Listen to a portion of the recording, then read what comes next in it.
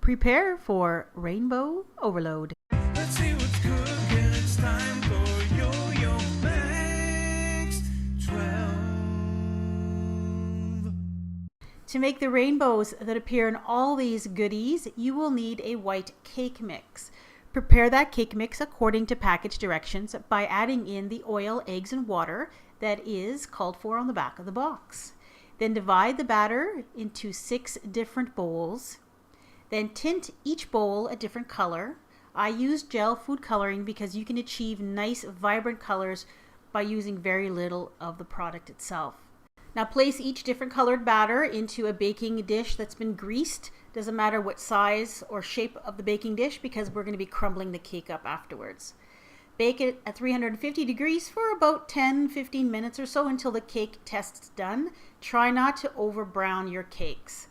Then I let them cool and I cut off the crusts or any of the brown bits that was on the edges because you don't want any brown bits in your rainbow. Then I crumbled the cake into a bowl and then added approximately a tablespoon to a tablespoon and a half of prepared vanilla frosting. You want just enough frosting so that the texture becomes like Play-Doh or like modeling clay. Then I lined a loaf pan with some plastic wrap and then proceeded to put the layers of that cake dough into the pan, starting off with the purple or the violet and then adding layer after layer. I use a spatula and my fingers to spread these out so that they're nice and even and very flat. Then I placed this in the refrigerator and I allowed it to sit for at least 5 or 6 hours. I let mine sit overnight because you want it to firm up. Then I cut it into approximately 1 inch by 1 inch squares. Now you can get super creative with these by using different shaped cookie cutters as well. So that part is up to you. But when I first started making these, I wasn't sure exactly what I was going to do with all of it. So I just stuck with cubes. Now the first rainbow creation I decided to try was to make a rainbow pound cake. Now a great way to make a pound cake is to start off with a white cake mix and turn it into a pound cake. So ignore the ingredients on the back of the box and add the following. To 1 cake mix, you're going to add 4 egg whites. Add in 1 4-serving size package of vanilla pudding, the instant kind. Then add in 1/3 cup of vegetable oil and 1 cup of water. And then blend that together and you'll immediately see that it's a lot thicker than regular cake mix. It's going to be a more dense pound cake-like texture. I took my fancy silicone bundt pan and I placed it in another dish just to make it a little bit more stable when I'm transferring it to and from the oven. Then I added some of that pound cake batter to the bottom, spread it around to make sure all the little nooks and crannies were filled, and then I added a layer of those rainbow cubes.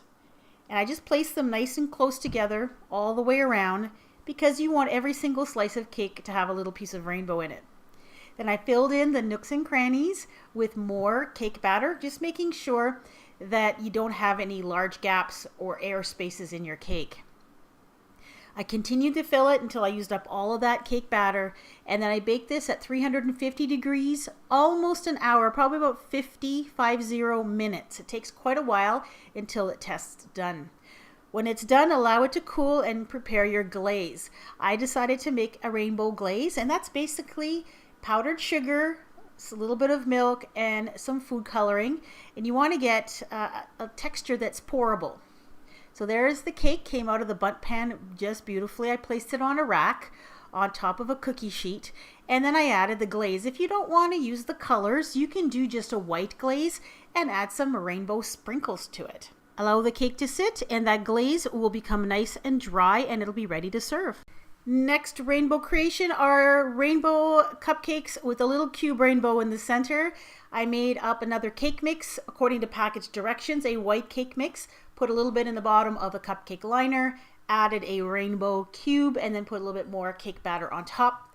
I tried some with the cake rainbow cube just on the bottom of the cup and added the cake batter on top. Didn't make much of a difference because those little cake cubes have a tendency to sink down. Anyway, bake these about 350, about 20 minutes until they tested done.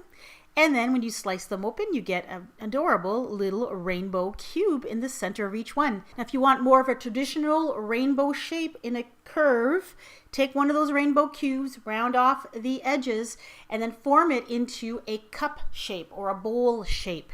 So you have that purple in the inside of the bowl and the red on the outside of the bowl. Be gentle because you don't want to mix up the layers. These were much too big to fit into a regular sized cupcake, so I used my jumbo cupcake tin. I put a little bit of batter in the bottom, then I took one of those little rainbow bowls, added some batter in the bowl, flipped it over into the muffin tin, and then added more white cake batter over top. This is just more of that white cake mix out of the box that I'm using. And fill them up to just over 1/2 to 3/4. Bake it according to package directions until it tests done. Cut into it and you will find a little rainbow inside it. And it doesn't matter which angle you cut it, you'll always get a rainbow. I decided to make cake pops with the remaining cubes. I took a lollipop stick, poked a hole in the top of that little rainbow cube, dipped the lollipop stick into some melted candy melts and then put it back in. Put this in the refrigerator and I allowed it to chill for about an hour or so.